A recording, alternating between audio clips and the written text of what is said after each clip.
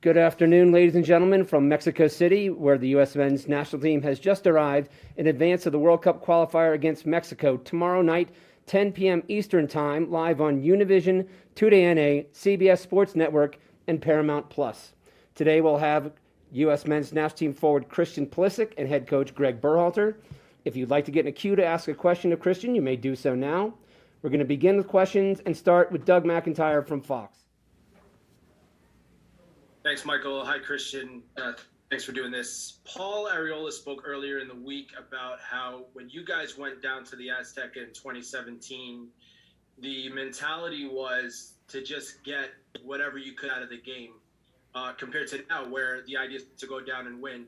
How much of that is just down to the success that you guys have had against Mexico over the last year? Thank you. I think it maybe has some to do with it, but also I think we're just a more confident bunch of guys, and I think our team, we understand the quality that we have, and we think that we can come down here and compete and really go for a result. Next will be Paul Tenorio from The Athletic. Thanks, Michael, and thanks, Christian. Obviously last time you were here in camp, you talked about some of the difficulties, the ups and downs at the club level and trying to navigate those. You're here, and it seems a very different place. You've been playing really, really well for Chelsea. How different do you feel? How much more confidence maybe do you have than maybe a couple months ago? And how do you try to carry over that success and that mentality from Chelsea here to the national team? Thank you. Yeah, I remember answering this question before last cycle, and everyone was questioning, and I'm not playing and this and that, and I was doing fine then, and I'm doing fine now. That's the beauty of this sport and this profession, and I'm feeling very good, and I feel in a good rhythm at the moment, and I'm really happy to now be back with the national team and really try to help the team. Next will be Grant Wall.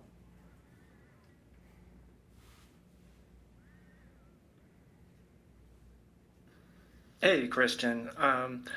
How much have you been looking forward to the opportunity this week to qualify for a World Cup? I've been looking forward to it for years now. Obviously, without accomplishing it last time around, it's been a massive goal of mine and this team's. So I'm obviously excited, and we're going to give everything because I and this team 100% want to play in a World Cup. Next, we'll go to Jonathan Tannenwald from the Philadelphia Inquirer. Thank you, Michael. Hi, Christian. Thank you for the time here.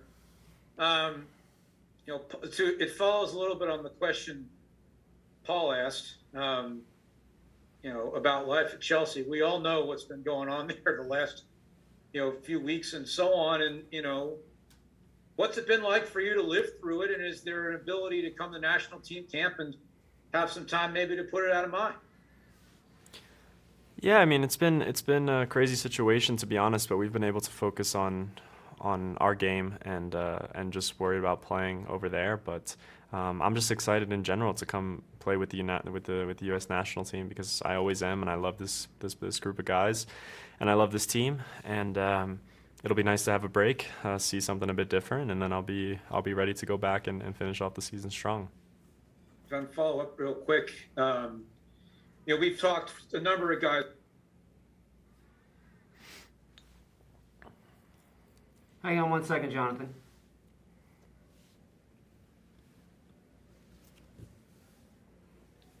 Thanks, Michael. Thanks, much appreciated. We've heard a lot. All the guys we've talked to this week have been asked a lot about lessons that can be taught to players who haven't played at the Azteca before, whether it's the atmosphere or the altitude or whatever it may be. And I wonder, you having played there before, what lessons you convey to the guys who haven't done it yet. Thank you. There's nothing massive that these guys aren't going to be ready for. Of course, it's going to be a tough game. It's going to be a good atmosphere, a tough atmosphere to play in.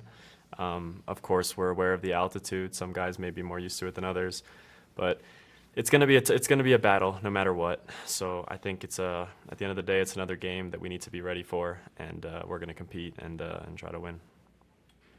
We'll go to Ron Blum from the Associated Press.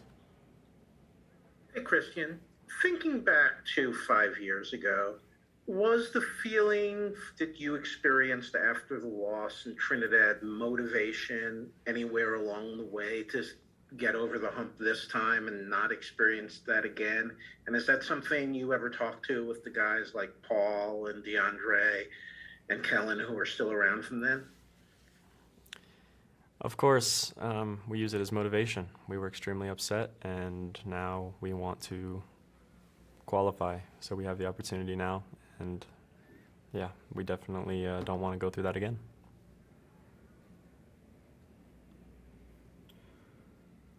Next will be Ryan Talmadge from Goal.com. Hey, Christian, just following up on that, you think about it, it's a lot has happened in those 5 years, and you just look at not just where you are and all the things that have kind of changed in your life, but also the way the team has changed, you know?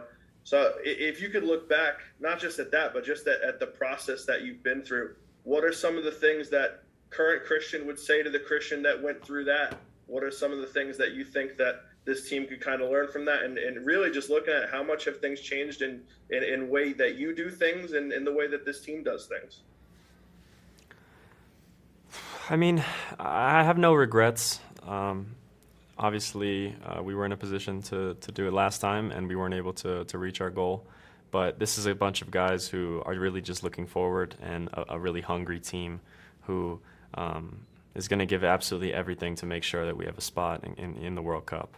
So I think it's something we obviously don't want to go through again, but there's really no regrets from that time. I've obviously learned a lot, and this team has learned a lot in our careers, and I think it's a mindset now as well, where we're a confident bunch of guys and we can go into any game thinking that we can win. So I'm hoping that'll be a bigger change.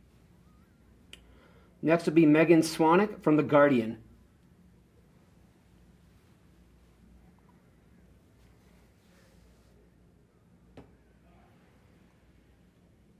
Hey, Christian, hope you're doing well. I'm just wondering if you have any game day rituals or pre-game day rituals that help you get focused for a big game like the game tomorrow. Any music? Do you play chess? What gets you hyped and focused?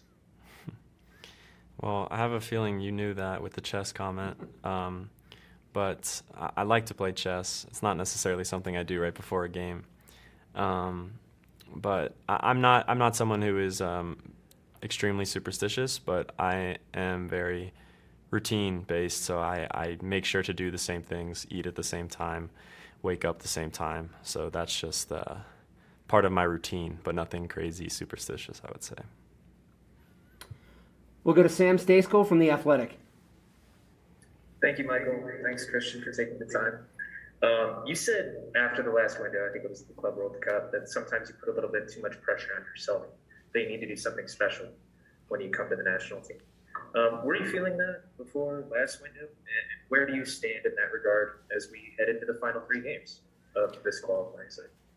I don't think that going into the games, or I didn't think that going into the game, but I just thought, looking back on it, I felt that I was trying to do too much at times, or trying to do unnecessary things that I don't necessarily need to do for this team. I don't know. I'm in a good position now. Like I said, I'm in good rhythm. I feel that I'm in good form, and I'm excited to be here. And I'm just going to give everything and do whatever I can to help this team win, as I always want to do. We'll go to Ivis Galarcep from SBI Soccer. Christian, there's been a lot of talk about how you guys have won 3 in a row against Mexico. And obviously none of those results are going to necessarily factor into tomorrow night, but how much confidence do you think it gives your group having those under your belt and kind of just knowing that when you see them, you know you've had your number lately? And what do you think it would mean for you and the group to be the first U.S. team to win a qualifier at the Azteca? What would that mean for you? Of course, it would mean everything. We know it's not going to be easy. Of course, we've got the better of them in the last couple games, but that means nothing coming into tomorrow's game. So we're going to need a battle. We're going to need another top performance and continuing to do the things that we have been doing in the past games against them, and we're going to need an amazing performance to win the game tomorrow.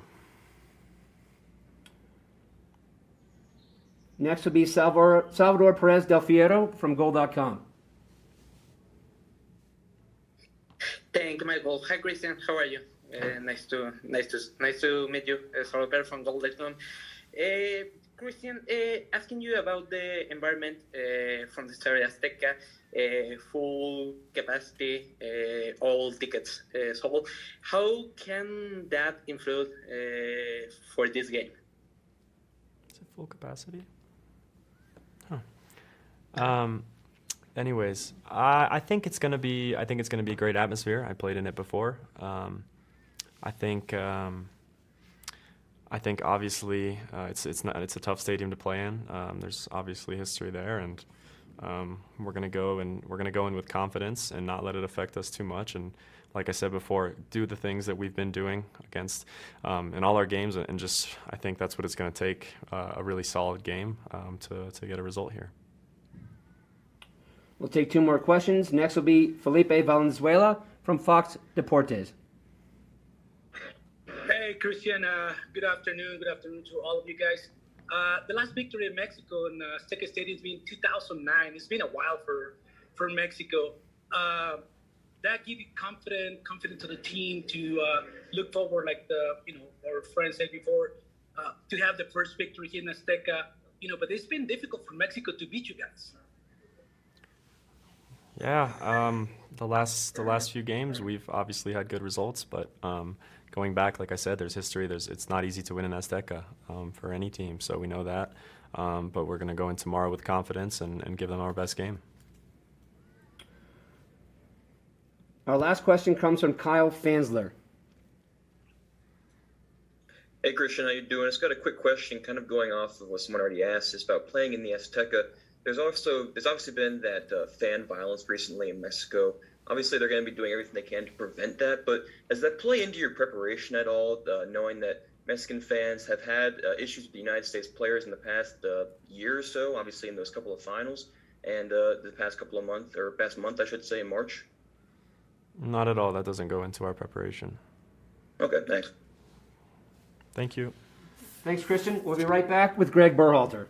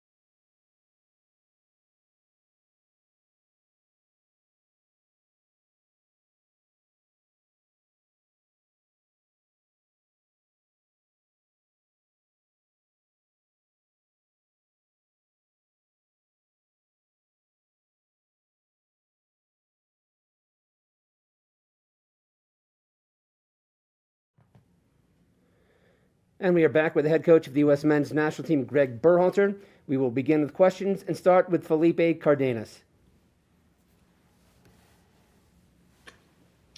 Hey, Greg. Good afternoon. I'm wondering, there's obviously a lot more discussion about who could potentially start for the U.S. Who are you going to rest players, etc. Tata doesn't tend to change much. His 11 for tomorrow night is already being tweeted out and discussed. When you know, what is it? Do you know what it is? Can you tell me? I could probably rattle it off right now, but go for it. Let's do it. You know the players, and that's what my question is. When you know this side so well, how does that affect your preparation when you face Mexico? I just think it's understanding what type of game it's going to be. It's going to be a highly competitive game, and we know when these two teams come together, that's what type of game it produces, and we have to be up for that type of game, and we are. I think that one of the things the guys clearly understand is the type of game it's going to be and what it's going to take to compete and to win the game. We'll be looking for that email, Felipe. Next, we'll go to Stephen Goff from the Washington Post. Hey, Greg. Did you decide not to call up someone to replace Aronson? If not, why not? And would, in the subsequent days, someone come in for the remaining two matches? Yeah, for this game, we're staying pat with 26 that we have in camp. We think it's enough in this particular game. It may change in the next game, but as of now, we're a 26-man roster. Next will be Ron Blum from Associated Press. Hey, Greg. Hey, Ron. As you look at the decision on who to put in goal tomorrow, do you base it on your evaluations of sight, on Andy's evaluations, on metric data? How do you mix it all up and come up with the pick? So Aaron Hyde, I think you're referring to when you said Andy is our goalkeeper coach. Aaron, I'm sorry. Yeah, no, that's all right. That's all right. It's all the above. I mean, we're gathering information. We're looking at games. We're looking at what type of services we're going to be faced. Look at what type of shots we're going to face. What goalie can play out of the back better. There's a whole number of things we're looking at, and it's difficult. It's not an easy decision. I think, they're both playing well, or, Zach played well in his last game. He hasn't had many games before that, and Ethan's playing well. Sean's been playing every game for NYC, so it's not an easy decision. But, we'll make it for who we think will help us win the game. Next will be Jeff Carlisle from ESPN FC. Along those lines, Greg, have you made a decision yet? I'm trying to read the tea leaves here. Have you made a decision yet on who's going to be in goal? And if so, I think any lineup related questions, my stock answer is just going to be we're working through it. Even if we had made a decision by now. Okay, thanks. Yeah.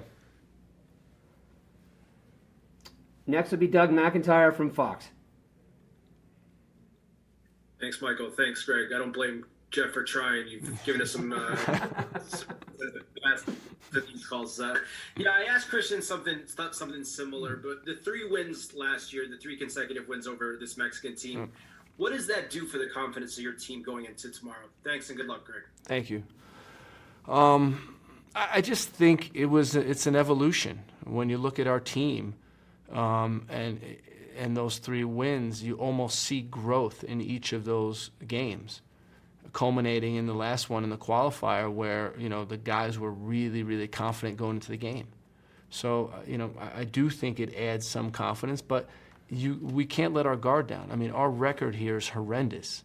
The odds are against us getting something out of this game, right? We know that. We realize that. And that's just how it is. And we're focused on going in and being difficult to play against, competing. But we certainly do have confidence from how we grew as a team in those 3 games. Next will be Megan Swanwick from The Guardian. Hey, Greg. Hope you're doing well. With Tyler Adams on a yellow card, I'm wondering if you have any plans in place to account for that. Are you going to use him strategically in any particular matches?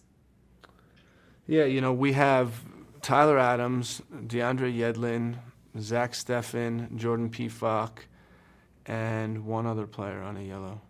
And Timmy Weah. And, guys have to be smart. If you think about it, they have one yellow in 11 games. So it's not like they're getting yellows every game, but there still needs to be caution, because if they do play, we want them available for the next game. And that's going to be something that, there'll be conversations around that. And, you hope for a little bit of luck. You hope for a little bit of discretion by the referee. And you hope for some intelligence by our players to be smart when they're picking up fouls and what type of challenges they're going into. We'll go to Charlie Boehm from MLSsoccer.com. Hi, Greg. Yesterday, Tyler, or maybe it was Monday, sorry, spoke about the natural nerves that come in high-stakes environments like this, but players working through it and focusing on the task at hand. And I wanted to ask you that if you're up for sharing a bit of kind of what this feels like for you, where this ranks in terms of your coaching challenges and your sort of mental outlook as you find that balance between maybe protecting confidence, but also, making sure everyone understands the stakes. Yeah, it's a great question, Charles. And one thing I told the staff in our meeting as we started camp was, this is probably the biggest week of our lives as professional coaches. And that's just honest. I've coached in Columbus and I coached an MLS final and stuff like this, but this is bigger than that. And what I reassured the group is we've all coached in 3 games before. We've been through qualifying already. We've coached a lot of games before, and we have a process, and just stick to the process. And I think that's what's making it easy both for the staff and the group, is we just stick to the way we work. It's been successful so far, and that's what we continue to do. And I think the second thing is just staying in the moment. And instead of getting ahead of ourselves, it's just being present in the moment, paying attention in the moment, and going from there. Charlie, if it matters, Tyler's comments were yesterday. We will go to Grant Wall. Hey, Greg, it's good to see you. A lot of nitpicking today, huh? No, just they're trying to be precise, that's all. Sorry, Grant. Sorry to interrupt you. You became a national team coach. You were a club coach before this. And the previous question was about sort of the gravity of these games. Could you describe what the adjustment has been like for you to go from a club coach to a national team coach and have so many fewer games with such great importance, to have so much time to sort of look forward to and prepare for, and how that impacts you? Yeah, I think that's it. When you're at a club, it's a building type of thing, and when you're at a national team, I think it's a winning type of thing, and you're focused. My mindset had to change, to be much more about winning every game.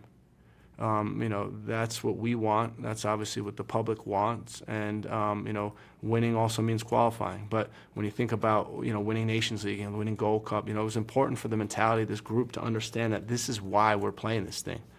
And in the same time, building a strong culture. So, building a group of guys that are resilient, that care for each other, that want to work together. So it's a little bit of that club attitude, but with the mindset that we're here to win games. Next will be Paul Tenorio from The Athletic. Thanks, Michael. Thanks, Greg. I wonder when, and I suppose if you're weighing how to manage minutes, I know you're still working through that. How do you weigh something like Christian Pulisic's current form and trying to maybe capture some of that momentum, some of that confidence, while also weighing how to maximize his impact across the totality of the window? Thank you. Yeah, so we're pretty much there with the plan, and a lot of it was looking at what they've been doing with their clubs, looking at what we're trying to do in this window, and then merging it together. If you think about it, so if you haven't been playing a lot for your club, it's going to be difficult to play 3 games, and we understand that. So we have a plan for the games, and now it's about executing. But one thing is we want to win all 3 games. And we take it one game at a time, and we're going to put a team on the field in Mexico that's going to try to win the game. Next would be Abraham from Aldea in Dallas. Abraham, would you mind helping me the pronunciation of your last name? Hello, Coach. Abraham Noodles here with Aldea, Spanish publication for the Dallas Morning News. Coach, what happened to Ricardo Pepi after he moved from the MLS to Germany? How is he coping with 5 months without scoring? And are you worried about Ricardo? I think Ricardo can better answer that question than I can.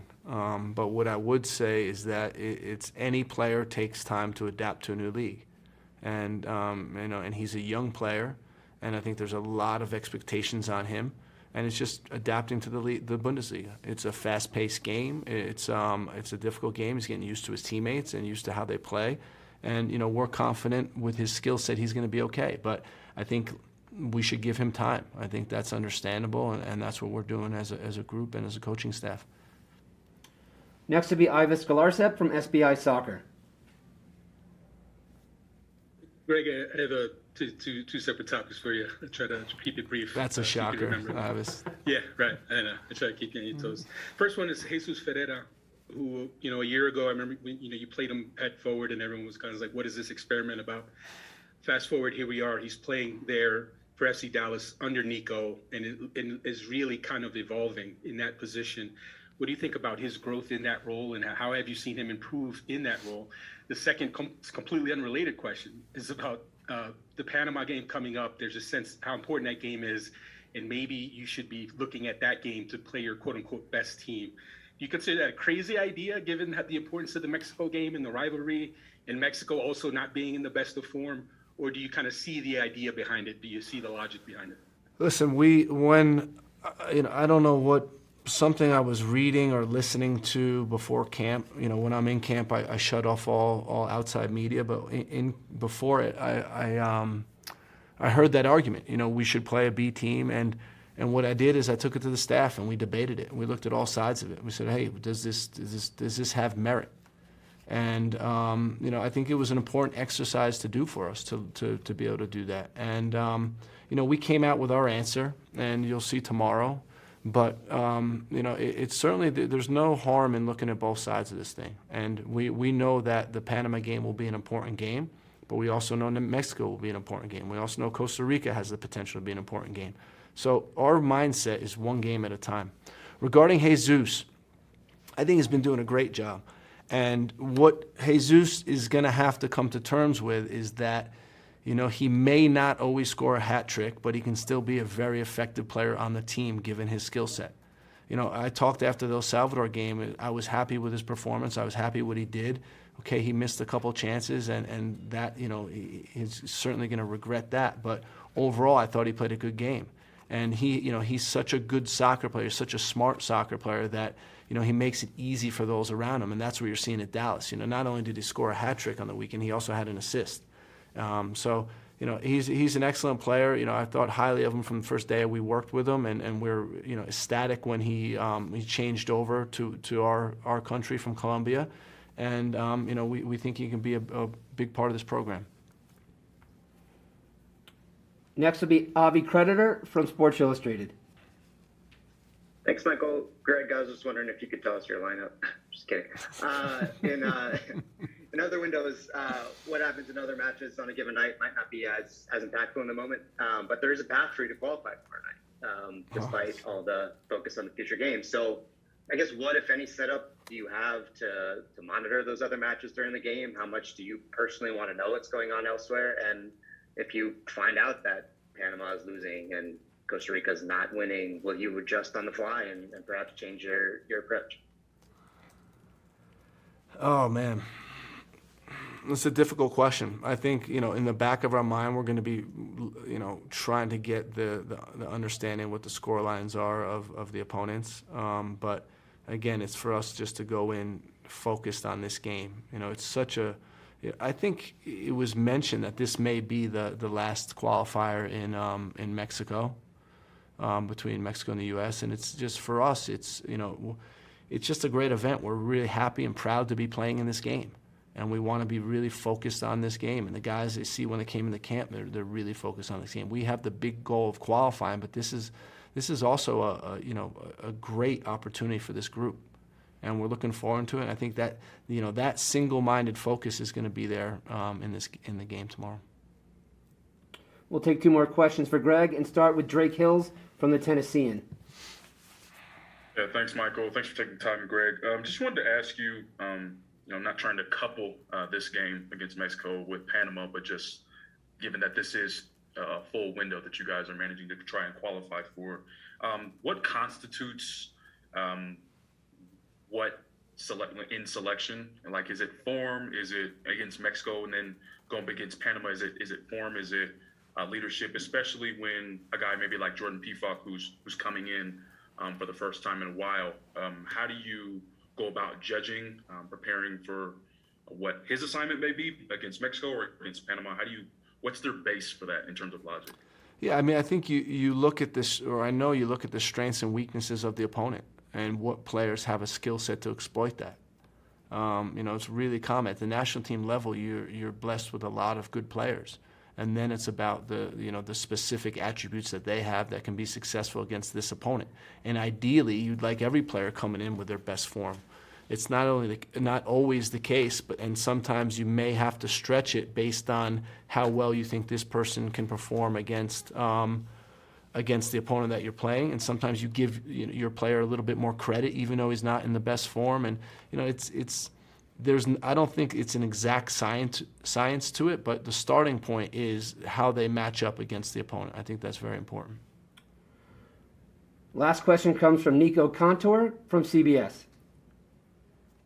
Hey, Greg. I know you've preached this next man up mentality for obviously the entire qualifiers that you've spoken about. When you talk to the other coaches that were at the national team before, like that you'll never ever have everybody healthy. It's like not even logical to assume that you'll have everybody healthy, right? But when you're missing a player like Weston McKennie, who in my eyes, and I don't want to speak for my colleague, but I believe they would also think he's irreplaceable. Almost that like next man up doesn't apply for a player like Weston, right? Going into this game that is so big, how do you fill that void, and how do you keep the confidence up in this team when you're missing a player that's as important as Weston? Well, first of all, I think you got the Oscar for the most drama in your question. Well done for that, Nico. Great job. I'm just trying to avoid really so that you don't tell me the typical answer. No. You really brought the drama to it. No, listen, I said it before. When you think about Weston, he's probably one of the best midfielders in our region, right? I mean, you could make that argument. When you think about Serginho Dest, probably the best right back in our region, right? Brendan Aronson, a top winger in our region. Chris Richards, big potential as a center back. Matt Turner. There's guys that are missing.